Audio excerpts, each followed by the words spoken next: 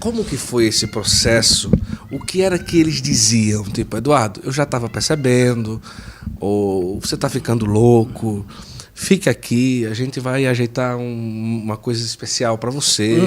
Não vá, espere um tempo. Como é que foi tudo isso? Foi basicamente o que você falou. Primeiro, eu preciso dizer isso.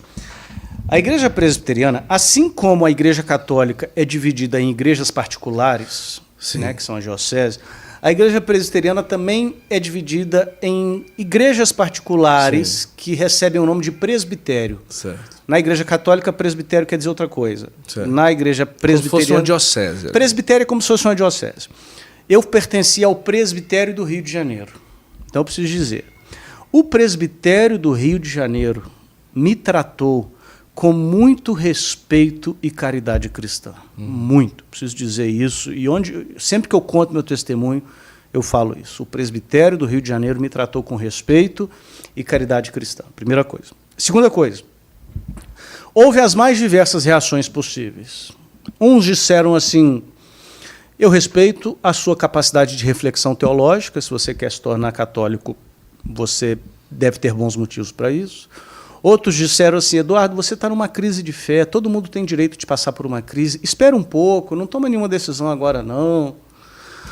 E outros torceram o nariz, falaram, ele enlouqueceu, ele tá apostatando e tal, mas esses que torceram o nariz não se manifestaram, não vocalizaram isso. Chegou aos meus ouvidos, porque né, as paredes têm ouvidos, mas não vocalizaram isso. Então, assim, eu comuniquei, o presbitério do Rio de Janeiro o termo jurídico dentro do direito canônico presbiteriano, né? O termo jurídico é despojamento, né? Eu pedi o despojamento ministerial, não me foi concedido, eles falaram assim, não, pede uma licença antes para você refletir se é isso mesmo. Eu pedi uma licença de alguns meses, até em respeito a eles, ao carinho que eles tiveram comigo, e depois desses meses eu pedi o despojamento definitivo. Eles me concederam esse despojamento, de novo, discordando das minhas conclusões teológicas e da minha decisão, mas me respeitando. E aí, do dia para a noite, eu não tinha mais casa, plano de saúde, INSS, fundo de aposentadoria... Eu costumo trazer no Santo Flow... E salário, né? Eu costumo trazer no Santo Flow... Assim, quando eu falo isso, eu não tinha mais casa, não tinha salário. Claro. Eu não estou me lamuriando e nem culpando a igreja presbiteriana. Claro, eles fizeram o que eles tinham que fazer. Claro. E você também queria isso também, para ser resolvida a situação. Lógico. E eu costumo tentar trazer um pouco das pessoas que estão ali do outro lado da câmera, né? Em casa, ou seja onde for acompanhando, de curiosidades, tentar trazer um pouco que tem. E eu vou perguntar se você achar... conveniente e tudo. Mas naquele ponto que você estava e tudo, do ponto de vista do sustento de vida, quanto mais ou menos que receberia ali um pastor presbiteriano para viver integralmente como um pastor? Olha, isso varia muito, varia muito.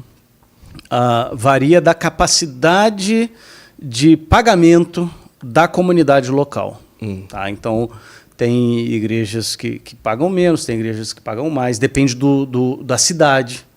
Um pastor presbiteriano no interior do Ceará vai ganhar bem menos do que um pastor presbiteriano em São Paulo. Certo. O custo de vida é muito distinto. Né? No Rio de Janeiro, na minha época, o salário de um pastor presbiteriano variava de 12 a 20 mil reais. Só tinha você como pastor naquela igreja? Naquela comunidade, sim. Naquela comunidade, sim. Sim. Variava mais ou menos nesse valor? Variava isso Mas já incluso plano de saúde, benefícios tem bastante benefícios, por exemplo. Estava incluído, por exemplo, o aluguel. O aluguel em Ipanema é caríssimo. Né? Então... Quando você saiu de lá, daquele dia que você recebeu o despojamento, o que é que tinha na cabeça do Eduardo? E agora? Eu vou trabalhar nisso daqui? Ou não tinha nada? Não tinha absolutamente nada.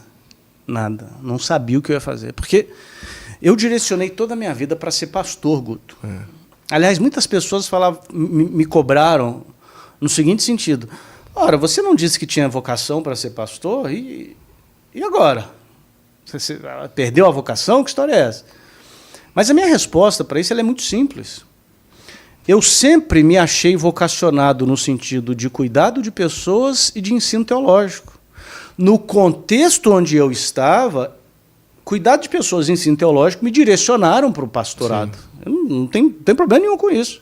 Hoje eu entendo que não é uma vocação, de novo, com todo respeito aos meus irmãos presbiterianos, mas não é uma vocação legítima, no sentido de que eles não são verdadeiramente sacerdotes, né? com sucessão apostólica, é isso que eu quero dizer.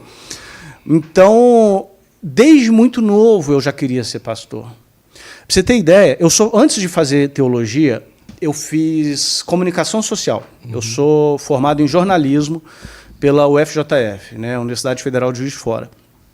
E lembra que eu te falei que para o sujeito ir para o seminário, ele tem que ficar 3 anos servindo na igreja local? Sim.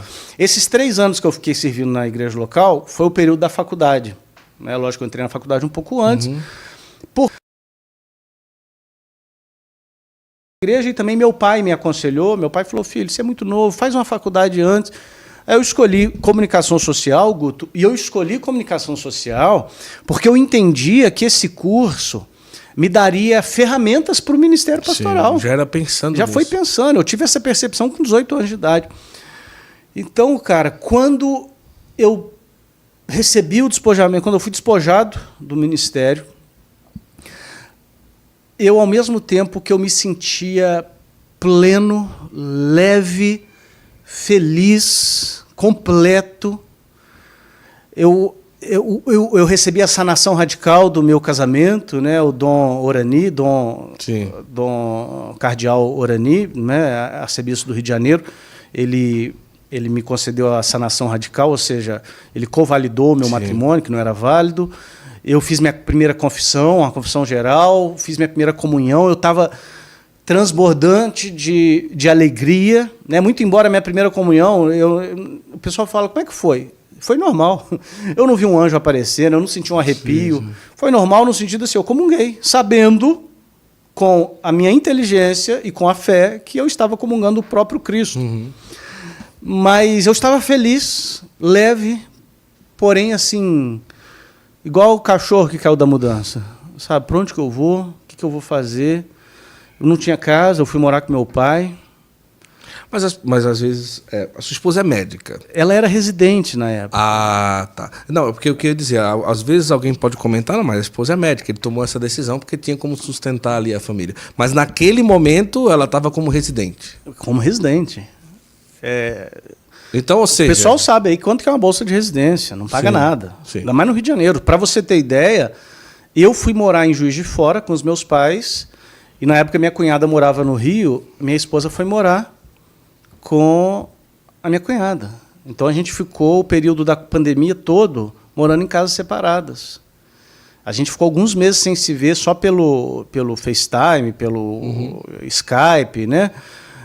Por videochamada, porque, como ela estava na linha de frente do Covid, ela trabalhava no hospital e a gente, na época, não sabia o que era aquilo. E você morando com os pais? Eu morando com os pais, né? Meus pais já com uma certa idade, ela morando no Rio de Janeiro. A gente ficou bons meses sem se ver. E eu, assim, cara, eu era... Lá em Minas Gerais, a gente tem a expressão que é o pinto no lixo. Né? Eu estava igual o pinto no lixo. Eu estava igual o pinto no lixo. Eu estava sem lenço, sem documento, sem ter o que fazer, sem ter para onde correr, sem arrumar emprego. Depois eu até te conto como que foi essa questão do sustento, mas sem arrumar emprego. Mas feliz da vida, porque eu era católico. Ser católico me bastava. Eu perdi tudo para me tornar católico, mas saiu barato. Eu perderia 10 vezes mais. Entendeu? Eu uso muito aquela parábola que está em Mateus 13:44. Um homem encontrou um tesouro no campo, escondido no campo. Depois ele vai, cheio de alegria, vende tudo que tem e adquire o campo. O campo não vale tudo que você tem, mas o tesouro vale muito mais do que tudo que você tem. Eu descobri esse tesouro. Então, para mim, assim, eu estava sem nada, mas eu tinha tudo, porque eu tinha o Cristo Eucarístico. Então, eu considero que talvez você ia para a missa sempre quando podia. Sim. O meu arcebispo, porque eu mudei para Juiz de Fora. Sim. O arcebispo de Juiz de Fora me recebeu como um pai, Dom Gil Antônio Moreira. Inclusive, dia 9 de outubro foi aniversário dele. Que coincidentemente é dia de São John Henry Newman, né? Que é um Cardeal Newman, que é um santo por quem eu tenho devoção. Sim. O Dom Gil, ele me acolheu de uma forma, a gratidão que eu tenho por esse bispo, por esse pastor de almas. Dom Gil é um homem espetacular, um pastorzão mesmo, né? Ele me acolheu de uma forma muito paterna na arquidiocese. Então, na época da pandemia, as missas eram com hora marcada e tal, mas ele não me deixava faltar a missa. Ele falou: Eduardo, venha onde eu estiver celebrando que você vai assistir a missa. Então, eu assisti muitas missas, porque o Dom Gil me dava pulseirinha, sabe? Pulseirinha para entrar na festa. Ele me dava pulseirinha. Mas foi um cuidado pastoral com um neófito. Foi isso que ele fez. Entendeu? Foi fruto do cuidado pastoral dele.